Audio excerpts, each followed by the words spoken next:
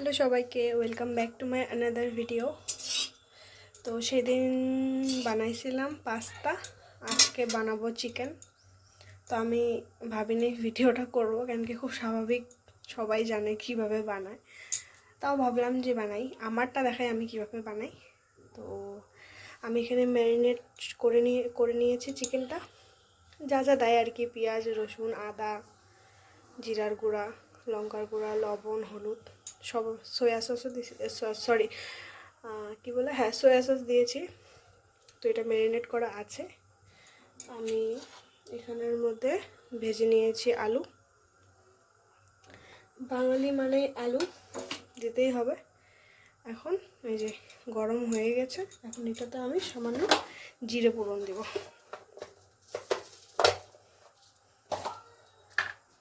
আগুনটা একটু লো ফ্লেমেই থাকে এখন আপাতত। জিরে ফোড়ন,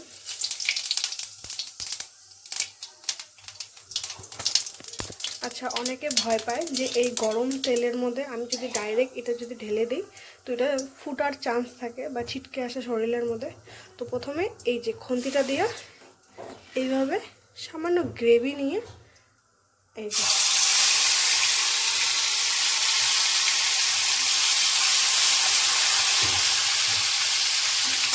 এখন আমি সম্পূর্ণটা ঢেলে দিব। তো আমি ঢেলে দিয়েছি। এই যে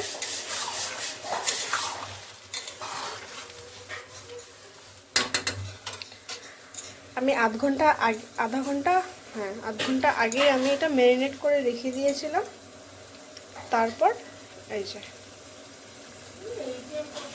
তো এটা এখন ফুটছে ভালো মতন, হাই ফ্লেম।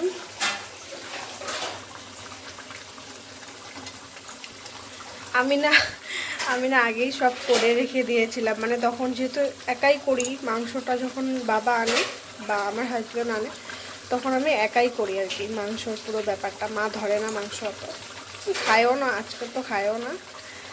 তো মাংসর পুরো ব্যাপারটাই আমার, তো একা হাতে না। আর আমার হাজব্যান্ড এখনও আসে নাই অফিস থেকে।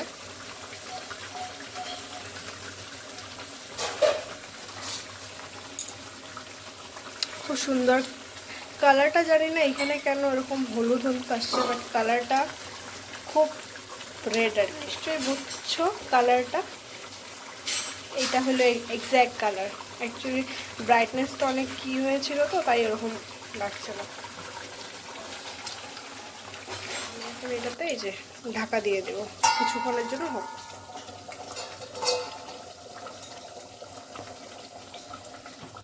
আচ্ছা, সেই দিন আমি পার্কে বলেছিলাম যে আমি এই যে এই ট্রাইপডটা দিয়ে, আমি তখন বলেছিলাম যে আমি সাইডে পিকচার বা ভিডিও অ্যাড করে দেবো, কিন্তু ভুলে গেছি। তো আমি এই যে এটা দিয়ে ভিডিও করি।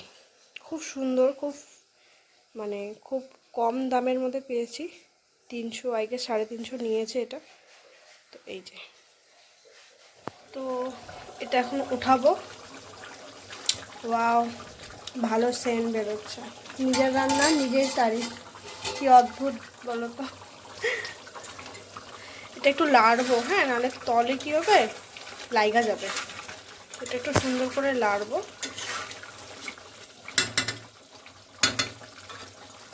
যেহেতু আলুগুলো আমি বেশি ফ্রাই করি নাই, এই যে এইভাবে ফ্রাই করেছি, আলুগুলো আমি দিয়ে দেবো।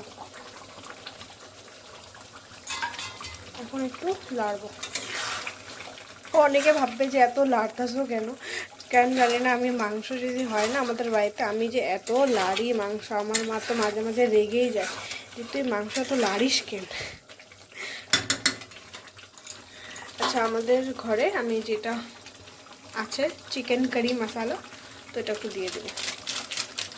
1 সেকেন্ড, এই যে খুললাম। তো এটা ডাইরেক্ট না, এইভাবে ঢালবো না, কেন কি যদি বেশি পড়ে যায় তাহলে তো শেষ। এই হাতাতে নেব,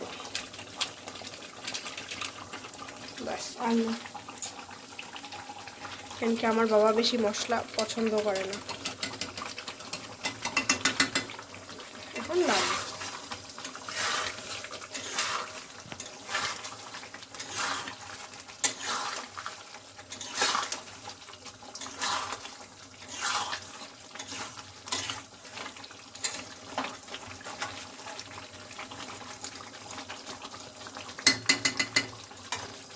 এখন এটাকে আবার ঢাকবো আমরা।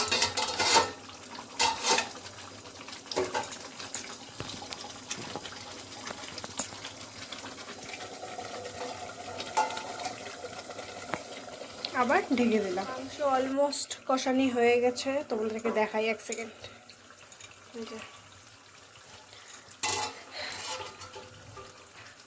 তেলটা এসে গেছে তরকারিতে, তেলের উপরেই যে ওখানে একটু লাড়বো।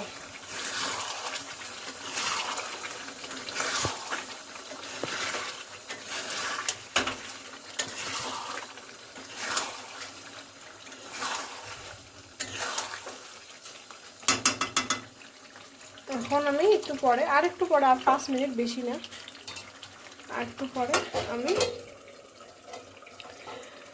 একটা কষানি উঠাবো, উঠা দেখবো হয়েছে কি না।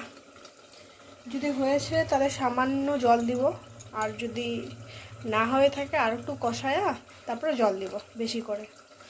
মানে সিদ্ধ হওয়ার উপরে মানে কি বলে, সিদ্ধ হওয়ার উপরে কথা।